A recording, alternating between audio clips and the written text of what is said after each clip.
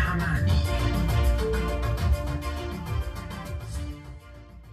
Mama na wanawe wawili walifariki baada ya nyumba yao kuangukiwa na mwamba katika eneo la Mathare, na kama anavyoeleza mwanahabari wetu Willy Lusige, zaidi ya familia 500 zimelazimika. Unajua mama alituambia twende mapema ndo tukue tusharudi, asirudi apate hatujarudi. Na nashinda nikikuambia unajua venye akipata hatujarudi venye katanuka huko. Bana siharakisha twende.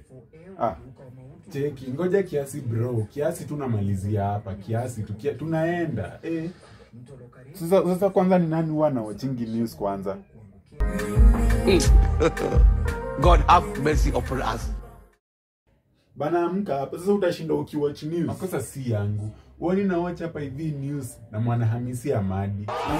Tangu saa ngapi ulianza kuwatch news? Kwa utashinda hapo ukiwatch news. Bana wewe unajua mama akikuja mimi ndo nitachapwa sana kuliko. Bana amka hapo twende. Kuwa mpole tunaishia. Si makosa si yangu. Na watch news but Mwanahamisi Hamadi. You get it? Kuwa mpole. If you don't get it, forget about it. Wewe shinda hapo basi mimi nimeenda.